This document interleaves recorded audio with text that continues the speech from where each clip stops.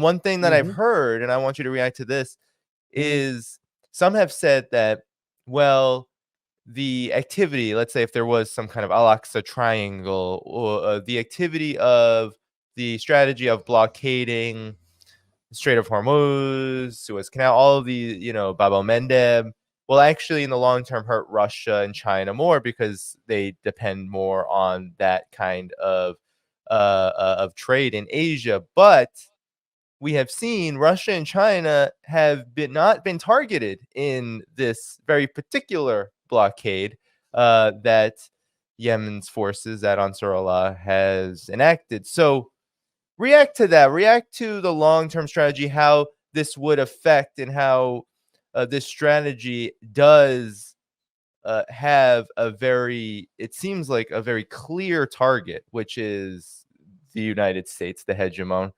At the same time, you've said that Russia and China, especially Russia, have been actually supporting these measures in many respects. So could you elaborate on that in the context of this? I've heard it being talked about that Russia and China long term might actually be affected negatively. I answered your question in my introduction, more or less.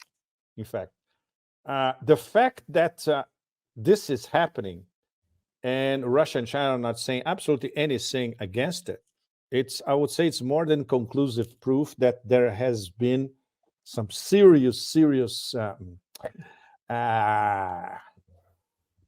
in the room dialogue. There's no question about that.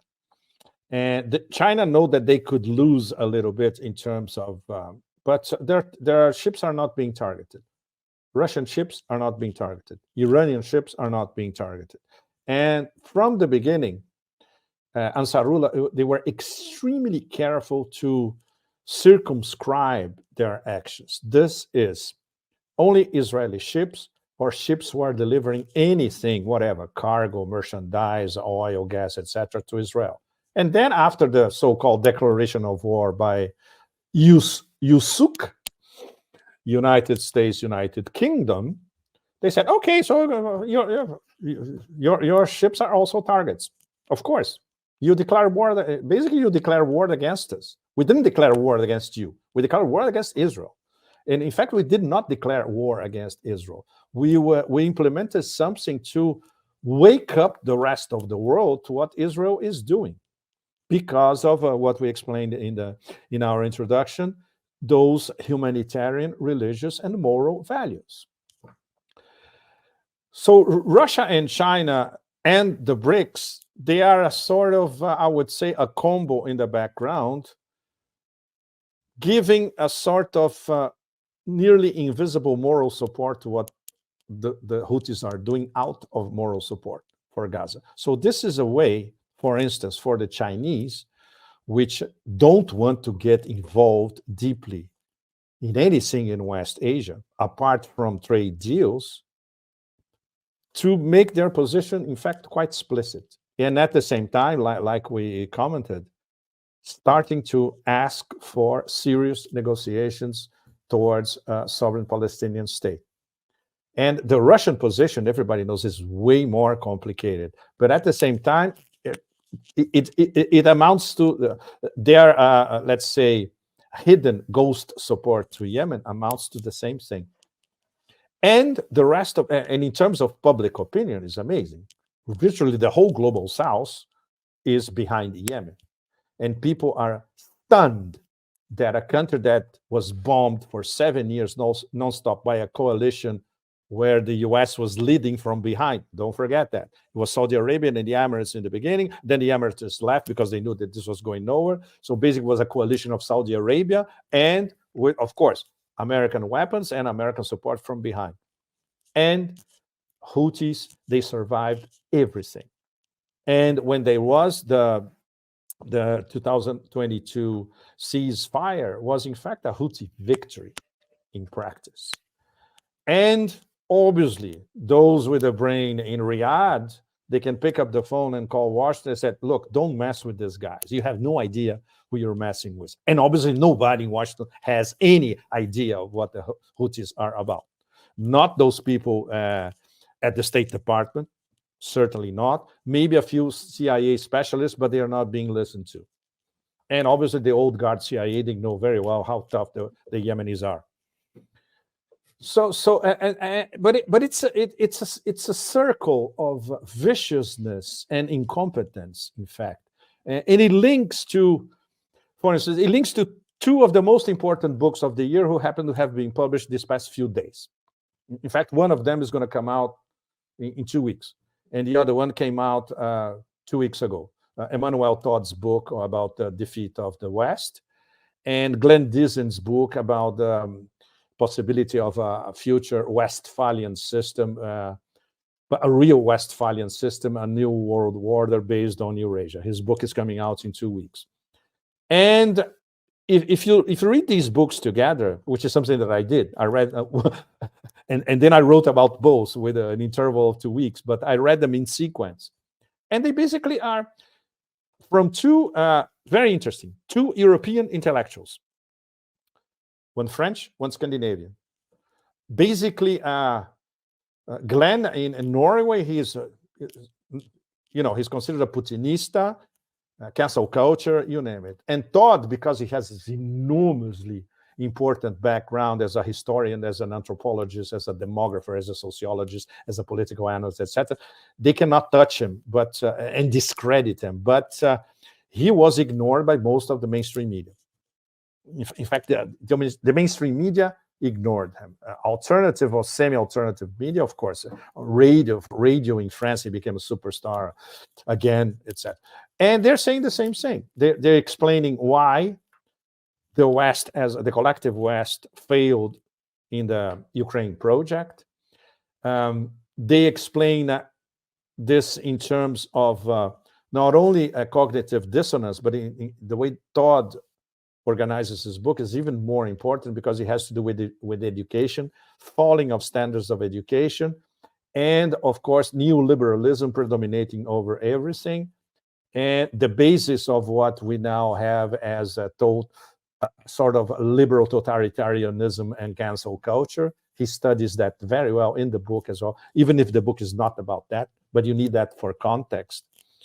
And Glenn Diesen focuses more on all the backstories leading to the special military operation, which is going to be 2 years old soon, right? And when we look at the overall reasons of why the West is failing, it comes back to the same basic set of reasons.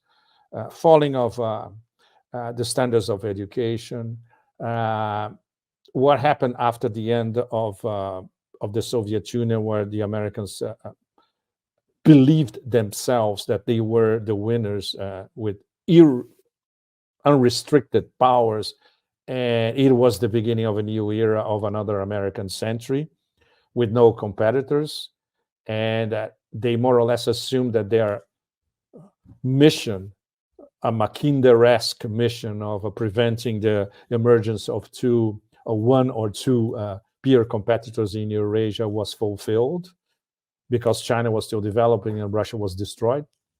Post-Soviet Union, Russia was destroyed. So we had this interregnum. Then we had the War on Terror, which was a war out of nothing to the benefit only of this Ziocon brigade, which they lost, by the way, including in Iraq. And now finally we have, I would say, political realism is back when we see two big powers, resurgent big powers, united in a strategic partnership and telling the hegemon, look, your free lunch is over. We're starting a new thing now, and we have the whole global south behind us. So how can you expect the people who really run the show in DC to accept that? They won't. And that's the problem for all of us, because we know what we're dealing with is explosive in terms of they are going to cause a big explosion because they cannot handle reality, pure and simple. And reality now is strike them in the face in terms of all those failures from everywhere, from West Asia to the rest of Eurasia as a whole, especially, their failure in Africa. since the end of colonialism, since the beginning of post-colonialism, which was never really post-colonialism, because if you look at Western Africa, it continued to be colonized by France, and it still is. This is a new process that has just started, and the same in Latin America. And in Latin America, obviously, they always have their favorite fifth columnists, which is the case of the Argentinian chainsaw massacre now, which is perfect. The guy's from central casting in terms of having a fifth columnist to destroy Argentina from the inside, Brazil-Argentina relations, Argentina-China relations, and intra-BRICS relations. It's perfect. No one. This morning I was watching his interview to the Wall Street Journal, and the editor of the Wall Street Journal, she was having an orgasm interviewing Milei. He was perfect. Every perfect sound bite, one after another in Spanish. It was a good thing that at least she spoke decent Spanish. She interviewed him in Spanish, so he felt a little more comfortable. So it was one soundbite after another. Wall Street Journal, obviously, can you imagine? That there were Dom Perignon all over the newsroom with something like this. Yeah. So it's very easy for the empire in Latin America. In Africa, not anymore. And in Eurasia, forget it, because they are being contested from West Asia to East Asia to Northeast Asia, our friends from the DPRK. Now, even more closely linked with Russia and China. So now we have a real axis of evil, Russia, China, DPRK, right? So no wonder they're freaking out, Danny. No wonder. But when you discuss this with Russians, which are, as you know, very, very realistic and extremely precise, they think mathematically in terms. They say, no, they're going to keep postponing this thing because they always come up with a diversion.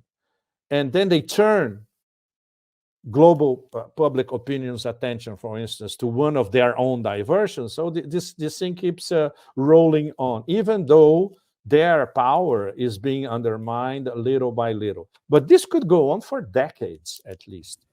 It's true. Yeah. I mean, the regression that we're seeing, I mean, it really is a regression. The United States, the neocons, the zyocons, they had all these plans to move to the bigger fish, to move to the great powers, Russia and China. Now they find themselves back in West Asia in a scenario that seems, just untenable. And how much does this have to do with, I'm wondering, the fact that you have this massive defeat in Ukraine, which is a huge blow to the encirclement and containment and destabilization agenda against Russia. You also have had the Biden administration, the United States and Europe all have to do many, many, many circles around China, from aggression, then rolling back, then playing at diplomacy. So how much of this is almost, you say, they're going crazy, but how much does it have to do with the fact that, West Asia, of course, is very strategic, and, whether it was the war on Syria or all of the provocations with Iran over the many years, we've known that the greater road is to Moscow and Beijing, that's where the neocons want to take it. But at the same time, by regressing backwards, how much of this is an acknowledgement that, well, there really is no other option? Because I think the United States knows pretty well, given its very contradictory rhetoric, that Russia kicked their butts in Syria, that they were basically forced to roll back their destabilization and regime change effort in Syria. It's not going to go any better in a road to Iran. It's going to go much, much worse. So they know this, but yet they're back. So how much of this has to do with conceding that at this moment, Russia and China are untouchable in many ways? That's the problem. They grudgingly have to admit that they cannot do absolutely anything to contain the ascension of China, the strategic partnership, Russia-China strategic partnership, the fact they are both coordinating the expansion of BRICS, the fact that sooner, in fact, sooner rather than later, and sooner means this year, 2024, the year of the great decision, in fact, we're going to start having practical mechanisms that will accelerate de-dollarization. This was the key theme of my dinner last night and my lunch today. We were discussing that. I cannot publish anything at the moment. It's confidential, but you're gonna hear some very, very important things happening in the next few months. So this means it's accelerating. I would say relatively fast. I talked about some of these things with Michael Hudson, and Michael. So it's confidential. Michael, he won't be publishing anything for the moment about that. And as soon as we have, let's say, a roadmap of what's going to happen in the next few months, especially before the BRICS summit in Kazan in October.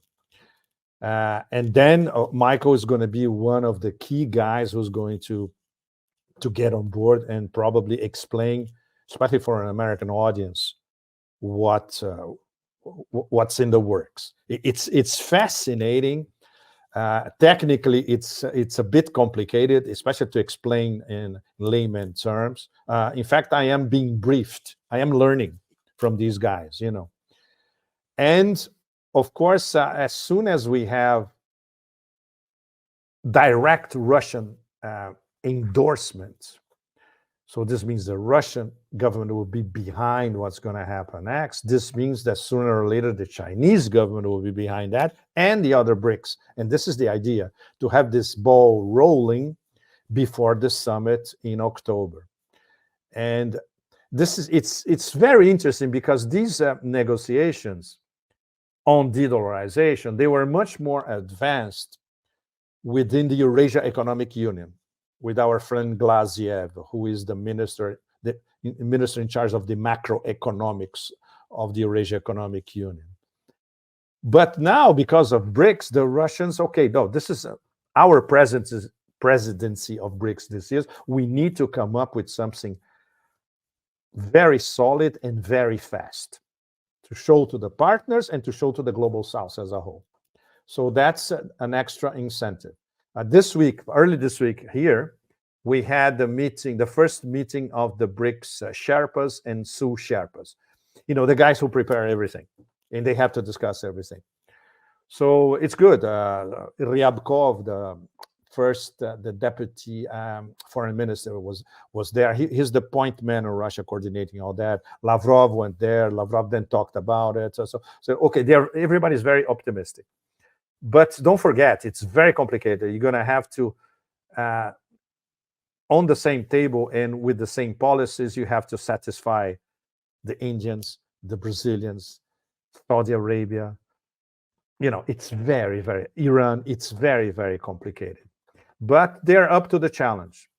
They're up to the challenge because when they look at the geopolitical map and the incandescent possibilities that certainly the hegemon are going to pick up to, basically the number one agenda is set fire to West Asia. We discussed that in our previous podcasts.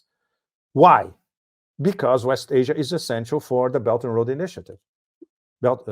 West Asia is essential for the overarching Chinese idea. And it's essential in terms of unifying West Asia, unifying some of the most important lands of Islam, means these lands of Islam doing more trade with other parts of the world, not only Eurasia, but with other parts of the world as well.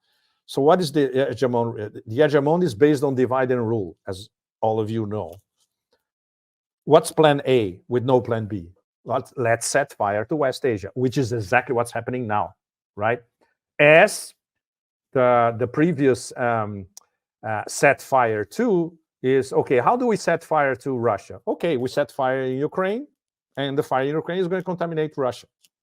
We all know where's this going at the moment, right? So, they're specialists in failed wars because it's the only, as the empire of forever wars, is the only thing that they know how to do. The problem now is we are dealing with an absolutely out of control vessel, the aircraft carrier in Israel. And they have their own agenda, which is not the agenda of those different silos in Washington. No, it's the agenda of those from that special tribe or tribes who believe that they run the world. And that's why it gets so much more complicated. These are the only people who can relaunch a failed war on terror and get away with it. Nobody's going to say this is absurd. Only us independents. But this is our job. We have to do that. But the system, the system that still runs geoeconomics and geopolitics around the world, most of it, they say, oh, okay, no problem. After all, these people control the system as well. And that's what's so complicated. It's much more complicated now. If we thought that we had a complicated geopolitical situation in 2001, post 9/11, no, now it's the real deal. Because now it's an accumulation of failures. Now it's the cosmic humiliation of NATO as a whole in Ukraine, which they can't disguise by any means that they think, it's going to have a ceasefire, we're going to fire Zaluzhny. Who cares? These are details. The most important thing is you cannot escape your cosmic humiliation, period. And the whole planet is watching. And now, with set fire in West Asia, really going on a set fire mood all over the place, that's how we are. We are really now we are totally under the volcano. There's no question about that. Unfortunately, I wish I could be more optimistic to all of you guys. Yeah. Well, the timing of all of this, this regression, this descent into another major quagmire in West Asia is very interesting, given the headway Russia and China have made in West Asia, the various developments around BRICS that you mentioned, around diplomacy, around the fact that West Asia, for for so many years has been divided and conquered, and over the last several years it's been a very rapid change. It seems like over the last half decade alone we've seen many years more worth of progress toward a more united West Asia, integrated West Asia with the multipolar world. So it's very interesting that now we have the out of control, given that both U.S. and Israeli foreign policy are completely aligned in the divide and conquer Balkanization strategy. It's very interesting that they both are playing kind of their own forms of escalating this kind of war. Yeah. But perhaps we can, unless you want to closing comments on that. No, I would strongly recommend all of you, if possible. Of course, reading for an English-speaking audience, reading in French is complicated. But with help of a Yandex or a DeepL or any good translation mechanism, try to read at least the basic points. I outlined the basic points of Emmanuel Todd's book, and you can try to go further by trying to read in translation some parts of some sections of his book. And Glenn Deason's book, I strongly recommend it. If you want to have the full background of the Ukraine war, you can say that he started in the 19th century, in fact. It's excellent. There's a stretch that is beautiful when he talks about the Eurasianists in the 1920s. And they were already thinking about multipolarity. Fascinating. There's another thing that he dug up, a quote from the selected words of Deng Xiaoping, which is absolutely extraordinary. You're going to see that in the column. I reproduced it verbatim. It's something that Deng said in 1990. That is, even before he went on that famous tour in southern China, where this was the big boost for China to start growing 10%, 12%, 14% a year. And Deng was talking about multipolarity in 1990. No wonder. Well, I consider him the most important political figure of the 20th century. And many people would agree. No wonder. He was a real visionary. And in fact, he had the vision of how to turn China into a, I would say, a moderate, wealthy country, but at the same time, the number one trade and economic power in the world. It's all due to Deng. And it's great that Glenn revived a little bit of the importance of Deng. So these are two details, literary related. Let's put it this way. The other thing is keep a very, very close eye to what the BRICS are going to do throughout this year, because it's something that we discussed here at the end of last year. Like, look, guys, you have 1 year you have one shot and 1 year to do it. If you blow it, we're all fucked. All of us. And obviously the Russians totally understand that, And we're going to see, especially after the elections, next month are the elections here. Vladimir, of course, is going to be reelected. So there's going to be there's going to be some key changes in key posts, including the Russian foreign ministry. We still don't know who's going to be the next one. Could be some changes in the Ministry of Defense as well. And obviously, they will want to speed up everything in Ukraine. Don't forget that there is an on-the-record promise by Shoigu made a few months ago that the SMO is going to finish in 2025. So he already gave a date. So they have to, there's a lot of mopping up to do in 2024, right? This is something that we're going to learn in the next few weeks. It's great. I'm going to be here for 2 months, so we're going to have a lot of stuff here from the lion's mouth in the next few weeks, right? These next few weeks are very, very important. There's a multipolar conference at the end of February. There's the elections in March, and then we can expect the BRICS train leading to the summit in October to pick up a lot of speed. So in terms of having a more realistic and let's say slightly more auspicious outlook for the future, this is where it's happening, and in sharp contrast to the under the volcano situation in West Asia. Thank you for tuning in to my latest video. I appreciate all of your support. This channel, however, needs your help. I am seeking to make this channel more sustainable in the long term and upgrade necessary equipment to ensure that this work continues onward and makes progress to give you all of the geopolitical analysis that you all deserve. For that reason, I'm asking you to become a member of my Patreon community at patreon.com/DannyHaiFong. You can find that link in the video description or in the pinned comment below. For whatever amount you choose to give, just know you are supporting independent media that you can't find anywhere else. Thank you so much, and I look forward to the next video.